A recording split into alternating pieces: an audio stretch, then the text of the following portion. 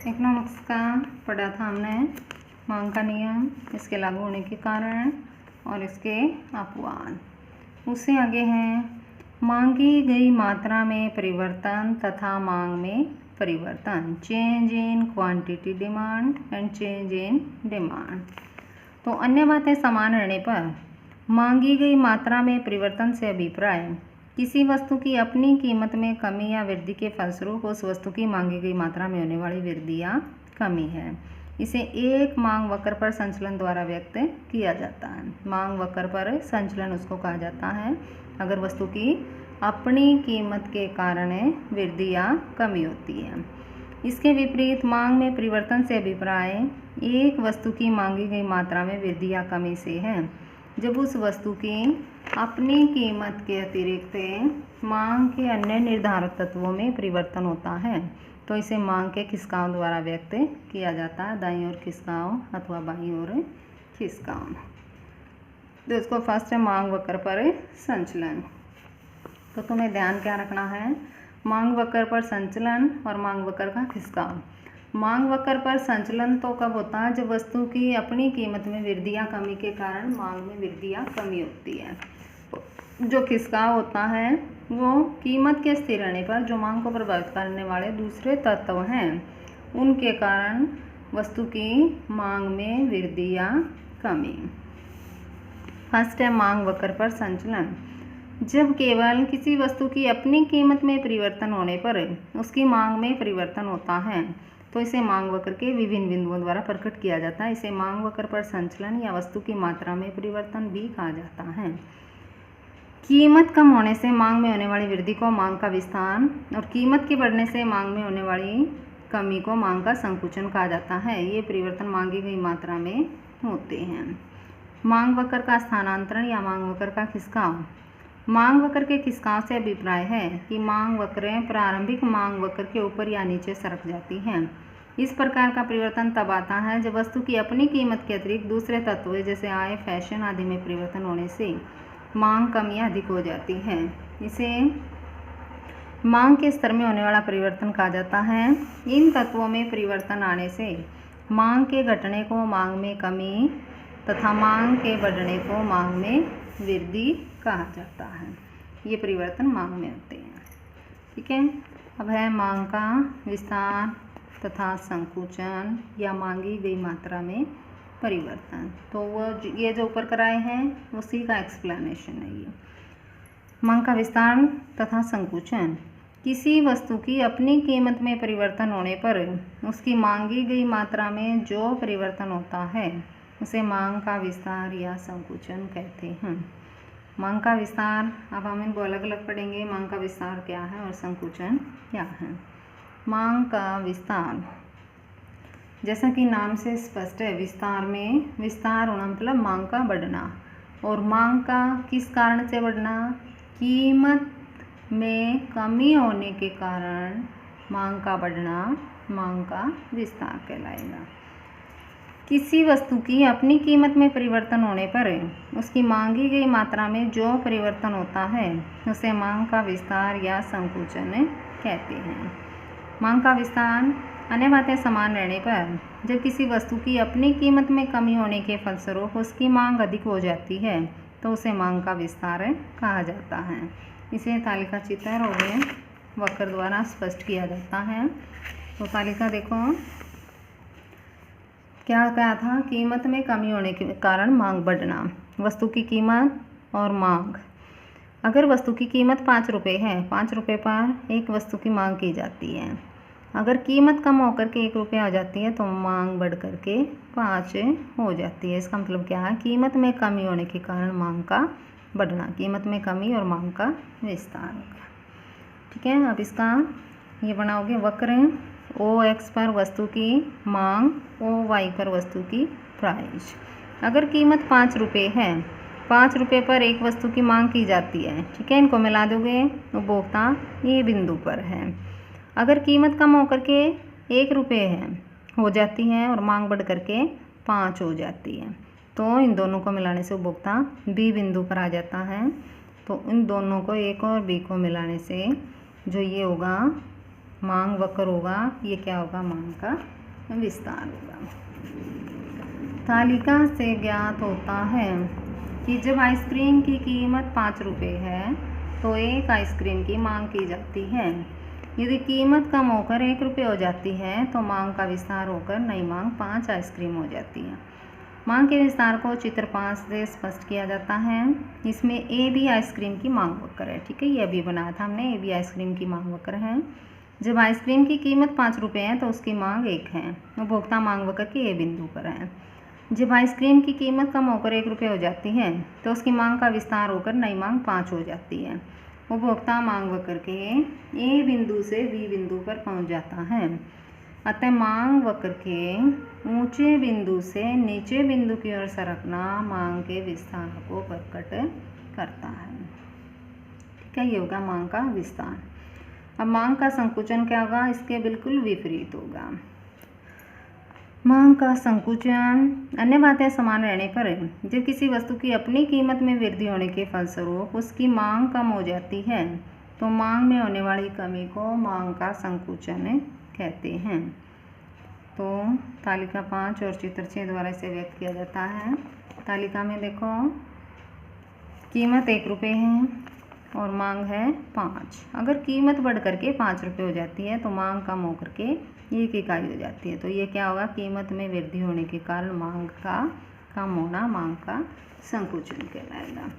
उसके बाद इसका वक्र बनाओगे, ये ओ वाई पर प्राइस, ओ एक्स पर क्वांटिटी।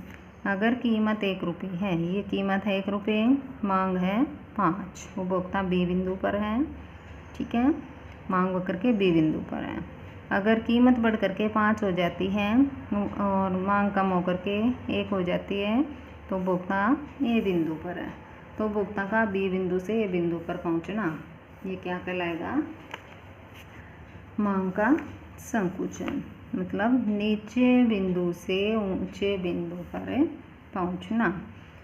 तालिका 5 से ज्ञात होता है कि जब आइसक्रीम की कीमत 1 रुपये है तो 5 आइसक्रीम की मांग की जाती है।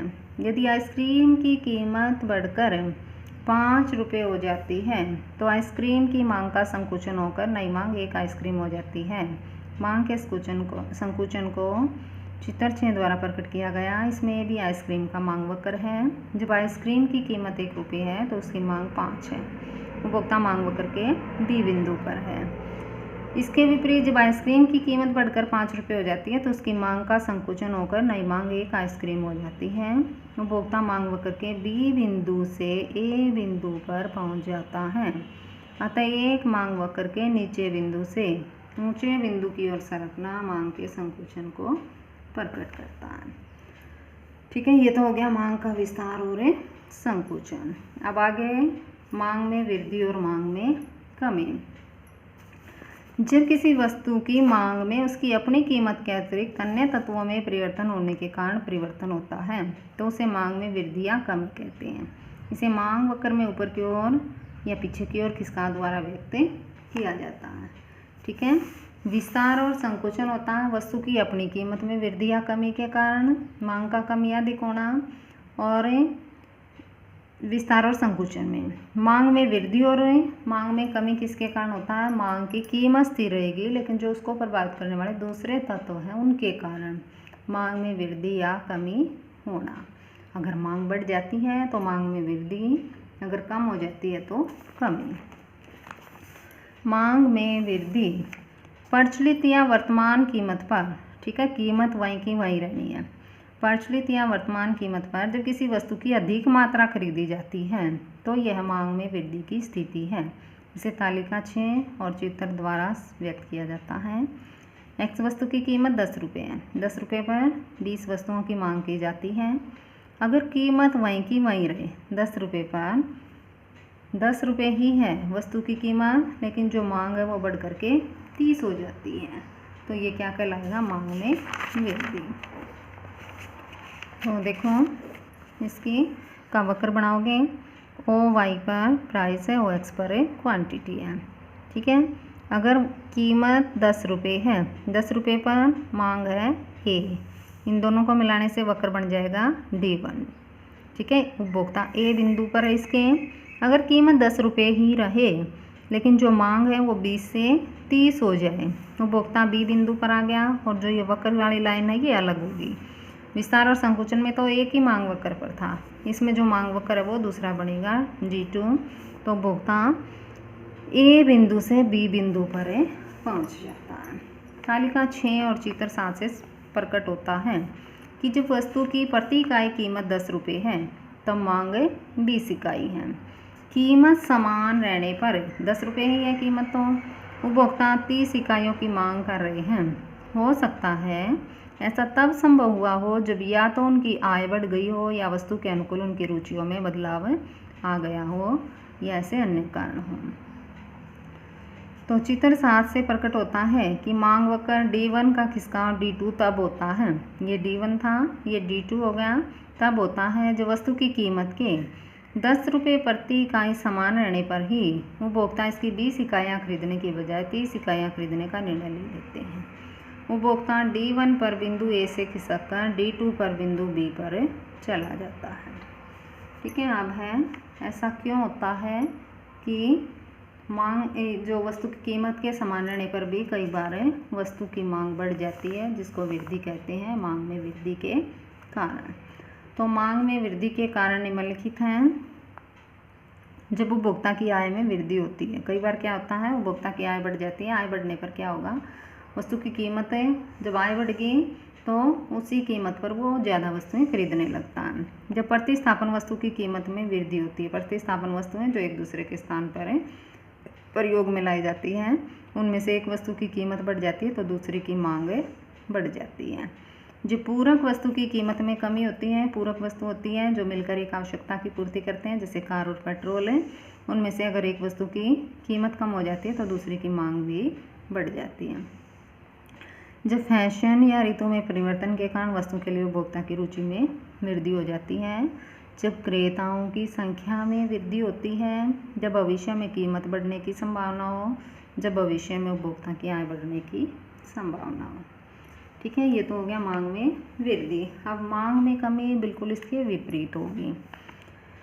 प्रचलित या वर्तमान कीमत पर जब किसी वस्तु की कम मात्रा खरीदी जाती है तो यह मांग में कमी की स्थिति है। ठीक है, कीमत में कोई परिवर्तन नहीं होता, कीमत वहीं की वहीं रहती है, लेकिन किसी वस्तु की जो मांग है वो कम हो जाती है तो मांग में कमी कहलाती है।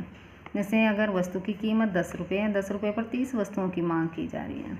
अगर कीमत 10 रुपये ही रहे लेकिन मांग कम होकर के 20 वस्तुएं हो जाए तो मांग में कमी कहलाएगी। तो इसका वक्र बना दोगे। ओ वाई पर प्राइस है, ओ एक्स पर क्वांटिटी है, 10 रुपये वस्तु की कीमत है और उपभोक्ता 30 वस्तुओं की मांग कर रहा है। जो मांग वक्र है ये D1 है और ए बिंदु पर उपभोक्ता है।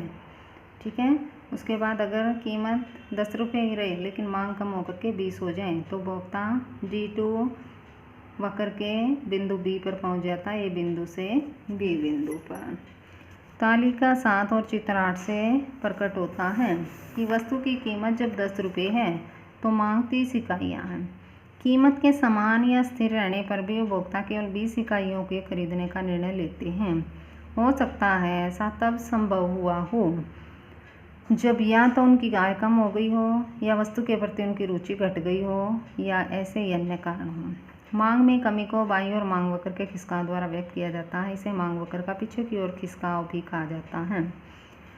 जैसे चित्र में ये प्रकट होता है कि मांग वक्र D1 का खिसकाव D2 तब होता है जब कीमत 10 रुपये प्रति इकाई रहने पर भी उपभोक्ता इसकी 30 इकाइयाँ खरीदने की बजाय केवल 20 इकाइयाँ खरीदने का निर्णय ले लेते हैं। उपभोक्ता D1 पर बिंदु ए से खिसककर D2 पर बिंदु बी पर चला जाता है। मांग में कमी के कारण फर्स्ट है जब उपभोक्ता की आय में कमी होती है, जब प्रतिस्थापन वस्तु की कीमत में कमी होती है, जो पूरक वस्तु की कीमत में वृद्धि होती है, जो फैशन या जलवायु में परिवर्तन के कारण वस्तु के लिए उपभोक्ता की रुचि कम हो जाती है, क्रेताओं की संख्या में कमी का होना, जब निकट भविष्य में कीमत कम होने की संभावना हो और जब निकट भविष्य में उपभोक्ता की आय कम होने की संभावना। ठीक है, ये थे विस्तार और संकुचन और वृद्धि और कमी। ठीक है, इसके साथ ही ये चैप्टर हमारा खत्म हो गया।